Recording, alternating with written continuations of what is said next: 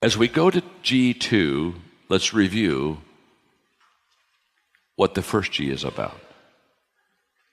3G leaders are grounded. They have a foundation that makes them solid.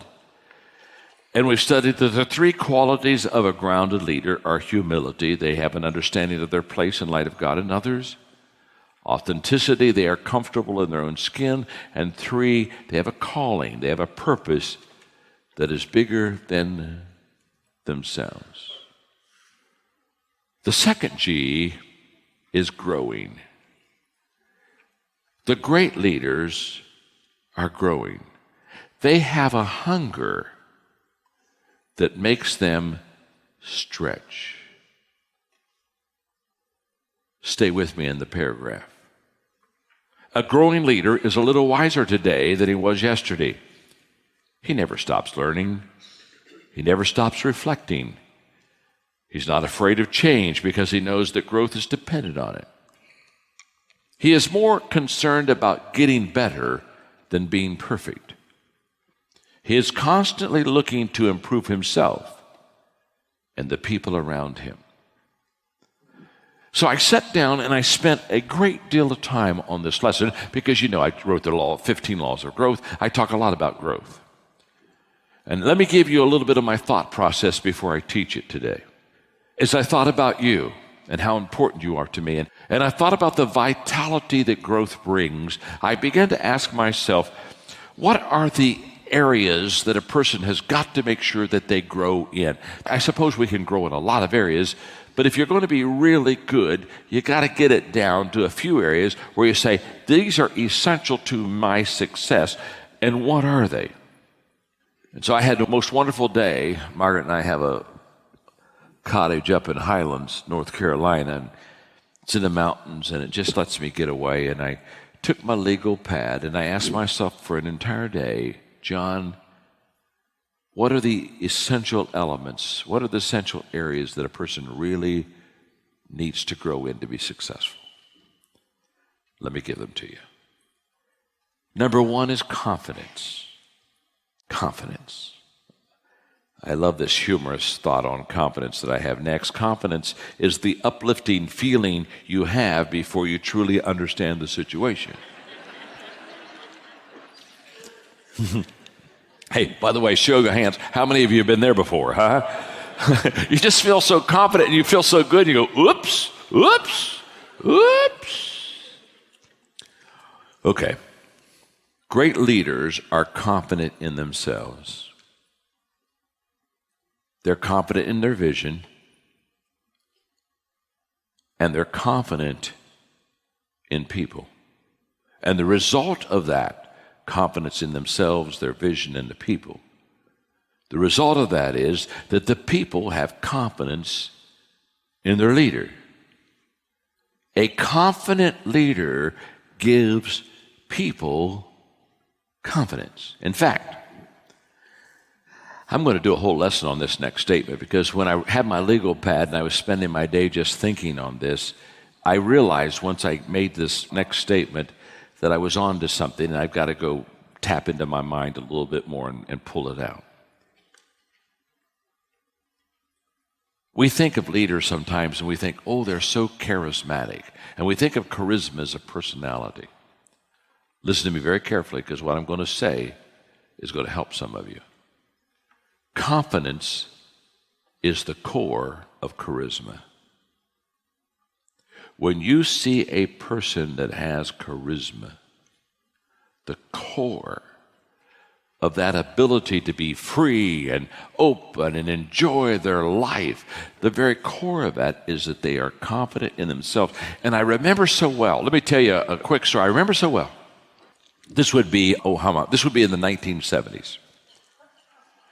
And Margaret and I were going somewhere, and so I stopped at McDonald's. They didn't even have a drive-through then. I mean, it's where you got out of the car and you went in.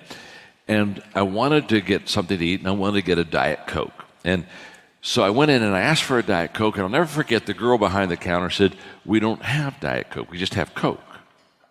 And I said, "Okay. Then I'll tell you what, I don't want that. Just give me a cup full of ice." And she looked at me and said, "Oh, I don't think I can do that, sir." I mean, she's looking on her little deal, and there's no place where you punch cup of ice. And so she said, she said, I don't think we could do that. And I smiled real confident at her, and I said, yes, you can. And I'll never forget, she looked at me and said, okay.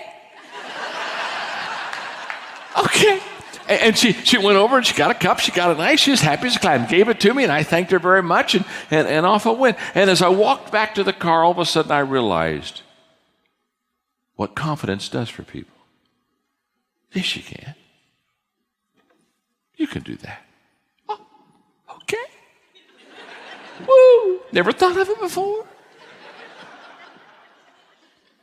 I would wish for every one of you today as a coach to really become a confident person. If you want a marketing plan, nothing sells like confidence. Nothing. Once you're confident and you truly know that you can help people, once you truly know that you can add value, I can tell you, I can look people right in the eye and I can say with all the integrity in the world, trust me, I can take you to a whole new level in your life. I'm not BSing them. I'm not delusional on drugs. I know. And guess what they do? They buy into that confidence. So I began to ask myself, what are the confidence killers? If we're going to grow in it, we got to know where to clear the weeds, don't we? The number one confidence killer is low self-image. I don't think I can rises from a deeper, I don't think I am. I don't think I can rises from a deeper, I don't think I am. Lower self-worth translates into 37% less willingness to negotiate and use of 11% fewer negotiation strategies. Increased self-worth correlates with a greater willingness to incur the risk of prolonged negotiation and greater adaptability. It's just a powerful statement on negotiation. You won't even go and negotiate if you don't have the confidence. In short, the less confidence you have in yourself, the faster you will give up trying to get what you want. That's a fact. When I see a person that quits quickly, they have low self-confidence, low self-esteem. That's why they quit. Fear is another killer of confidence. You see, confidence comes from not always being right, but not fearing to be wrong. When you run into a confident person, the confident person isn't always right. They just don't fear being wrong. I can tell you every day, I'm confident about a lot of decisions. Now, some of the decisions I'm confident about aren't the best decisions, but I don't look at myself and say, well, what happens if I fail? What happens if I'm wrong? It just doesn't bother me. I don't fear that failure. There's a popular cliche that says, you don't know what you can do until you try. I like that you never try until you know what you can do. Confidence releases the risk. Confidence releases the risk. All my life, I've tried to share my confidence with others. All my life, I've tried to bring people that were maybe had a little bit more timidity about decision making in life and go alongside of them, put my arm around them and say, hey, I'll loan you my confidence for a while. Let's go do it. The third confidence killer, the first one, okay, this is good, is low self-image, and then there's fear. The third confidence killer is other people's opinion of you. Wow. That will suck confidence out of your body. If you worry about what people think of you, it's because you have more confidence in their opinion than you have of your own. And I see people all the time that say, well, I wonder what they're going to think. Well, what will they think? Who gives a crap? Listen to me. My name's John. I'm your friend. Since when? Since when did you always feel so low in your self-image that you lowered your opinion of yourself so much that you let somebody else walk in your life and trample all over it? They don't have that right. And yet I see people do it all the time. When you get confidence, you won't let people walk all over you. You won't let people take advantage of you. You won't let people all the time manipulate you. You won't become a victim of everybody else and kind of, this is kind of the way it is. You're going to meet the most wonderful person in the world tomorrow morning when you meet my father. I respect my father more than any human being in this world. He's truly the greatest man I know. I love him more than life itself. And when you see him and you hear him tomorrow, you're going to fall in love with him. Because who he is greater than what he says. He's an amazing person. And I was in an organization that was hurting my growth. I was in an organization where negativity reigned and it was full of dysfunction. And I was a young kid who really wanted to make a difference. And every time I tried to make a difference, it's this number. You know what I'm saying? I'd raise up and I'd get pounded back down. And I would pull away and I'd try again because it's all I knew. It's where I got educated. It's where all my friends were. And my father was the most influential person in that organization. He wasn't like those people. I grew up in an amazing environment, but in that little environment I grew up, all around me was poison. And I can remember at 33 deciding I had to leave that organization. It wasn't hard to leave the organization, but that meant I had to go to my father and tell him that I was going to leave what he loved and what he knew and what he had hoped for me, because I was the kid everybody said would follow my father's footsteps. And I had to go walk into my father's life and say, Dad, I'm not following your footsteps here. I'm leaving this organization. Now, I wanted his blessing. But I can still remember telling Margaret, I pray for his blessing, but if I don't get it, I'm going anyway. That day is as clear as if it was yesterday. It was a half a life ago. I'm 66. I was 33. And I made an appointment with my dad at his office. And I sat down for 3 hours, and I wept like a baby. And I said goodbye to the people I knew and to the school I knew and to the church I knew and to the culture I knew. And I looked at my father and I said, Dad, I'm going. You can't talk me out of it. Can I have your blessing? Now, fortunately for me, he loved me and gave me his blessing. But let me tell you what I did to my dad. My father, for the next 6 months, had to explain his son to all of those people. There are some of you in this room, you'll never rise to your potential until you get rid of the people in your life. Are you hearing me? You had better get some courage, or you're going to suck around and live in a leper colony and wonder why you never get whole. If I could do anything for you, I would walk into your life and I would breathe courage into your life. And courage is a result of confidence. You have never seen a courageous person that didn't have confidence.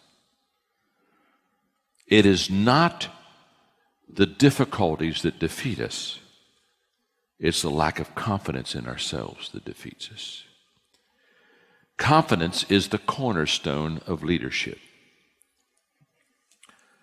Clarence Randall said the leader must know must know that he knows, and must be able to make it abundantly clear to those around him that he knows. I was privileged when the Soviet Union was about to fall. I was invited to come and speak in the Kremlin. I was one of the first, maybe the first, but within question, one of the first 2 or 3 people to go into the palace inside the Kremlin and speak words of freedom and liberty to a country that had 70 years of dictatorship and oppression. Our guide was a girl named Anna, and Margaret and I and our 2 children were there for about 5 or 6 days, and Anna stayed with us the whole time, and she was a delightful young lady, and she was so proud because if you'll remember, when the tanks came in to try to settle that whole dispute, and it came to a kind of a crisis point in the Kremlin, if you'll remember, Boris Yeltsin went out. And here's the story. When those tanks came in from the army, they were under the order to arrest Boris Yeltsin. And Boris Yeltsin walked out, climbed on that first tank, opened the hatch, and shook the guy's hand and said, "I want to thank you for coming over on our side and helping us free the people." And the commander said his confidence caught us unaware. And when he left, we talked among ourselves and decided to help him. It's one of the great confidence stories that has ever been done and told in the history of mankind. Now, that's what confidence will do for you.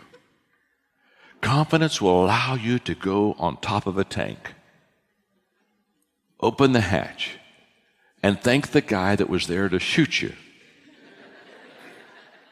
for joining your side. I love that story. Every time, and Anna, our little Anna guy, she would just cry, and she said, "I was there. I was in the square the day that it happened." And I love that. Confidence stimulates creativity that discovers answers. Confidence will stimulate a creativity that will discover the answer. Teddy Roosevelt said, "Whenever you're asked if you can do a job, tell them, 'Certainly I can,' and then get busy and find out how to do it." I've done this all my life. There's never been a week go by in my life I haven't told somebody yes and smiled and shook their hand, then and walked away and said, "Now I got to figure out what to do. My gosh, I just said yes. I wonder how I do this." The second thing that you need to grow in, confidence will change your life. The second area is courage. And I would like you to consider these thoughts about courage today. Courage is the willingness to let go of the familiar.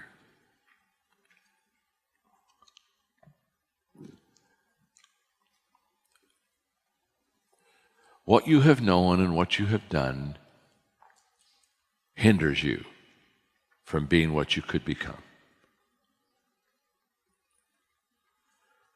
Life expands or shrinks in proportion to your courage. Stay with me in your notes now. Many, many great things have begun with a single act of courage throughout history and today. A person steps out and makes one courageous decision, and that one domino starts many other dominoes following.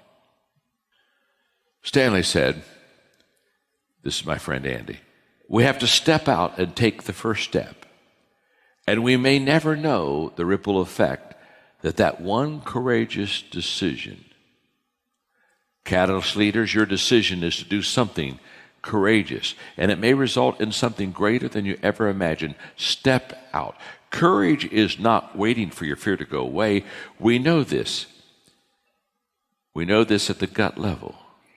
But many times fear still holds us back. Fear in leadership usually is connected to the uncertainty about the future.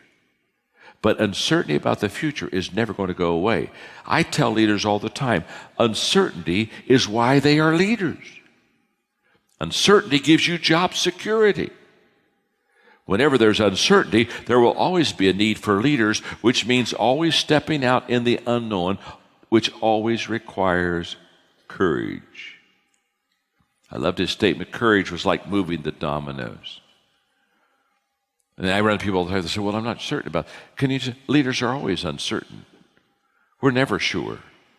But that doesn't eliminate courage. It's courage that gets people to move, not certainty. Courage is living one's convictions in the face of fear. Fear, it can be a speed bump, but it shouldn't be a stop sign. The Bible never says that courage and fear are mutually exclusive. In fact, the most courageous acts take place despite fear. The book of Hebrews expresses this quite graphically. Stand firm on your shaky legs. I love that, huh?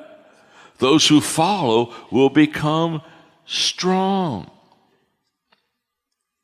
In San Diego, every year I would take my staff on a retreat, and every year I would do this exercise with them.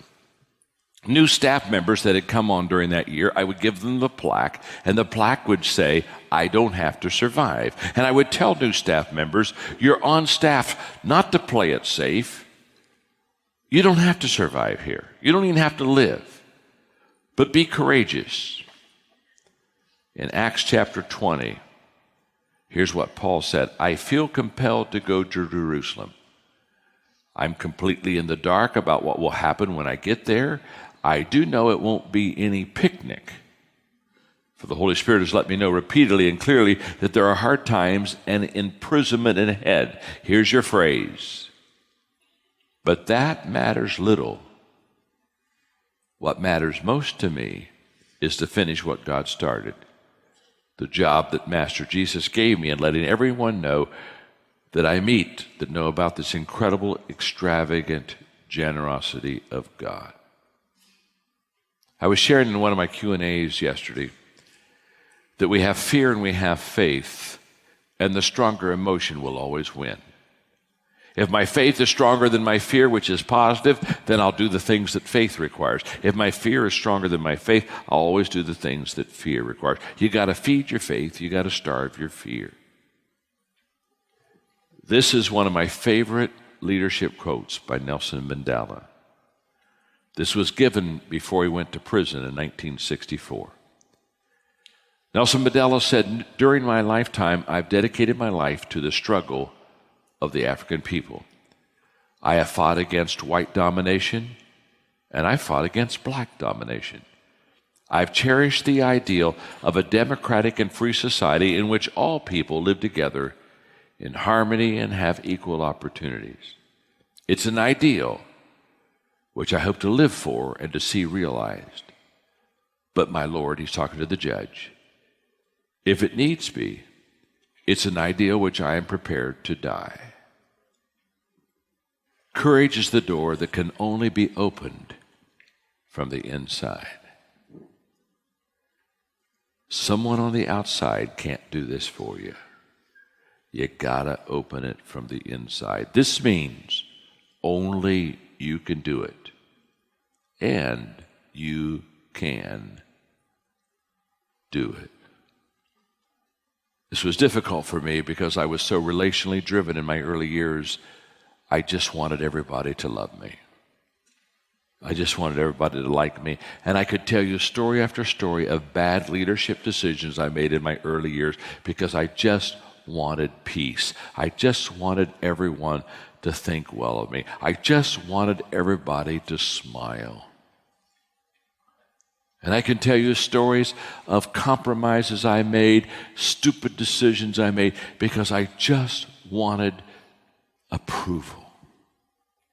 I was so relationship driven that I just couldn't make a hard decision because what would somebody feel or what would somebody do or what would somebody think? Now you see me at this age.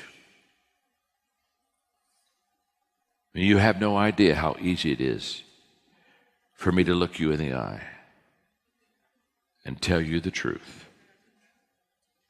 and not flinch nor care. I didn't get this way overnight, but I did get this way because there came a day in my life that I decided that I wanted to be a leader, not a clown. And my job was to help people, not make them happy. There came a day in my life when I quit doing Disneyland with people. Okay? Courage is the most important of all virtues because without it, you can't practice any other virtue with consistency. People don't follow titles, they follow courage. Boy, do I love that quote. Isn't that beautiful? Number 3, one more. The third area of growth that I would like you to grow in, confidence, courage. Number 3, decision making. Decision making is so essential to success. And the reason I guess I'm pressing on that a little bit is because they're just now in Atlanta building the John Maxwell Leadership Center.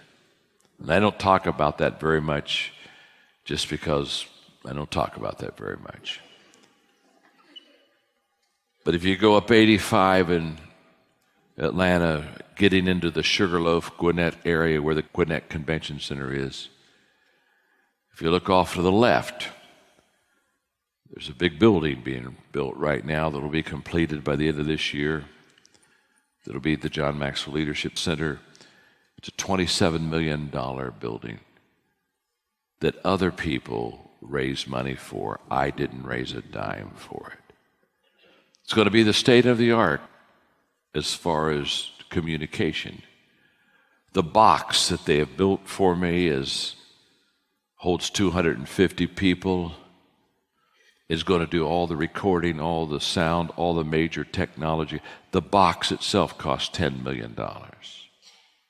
State of the art. And in the John Maxwell Leadership Center, they're going to have a boardroom. And so the people around me said, John, we would like for you in the boardroom, since you have discussions and make decisions, we would like you to put the most important decisions that you've ever made in your life. And we'd like to put it around the boardroom so when people go in and have meetings, they would be able to read and say, oh my gosh, that was an important decision in his life.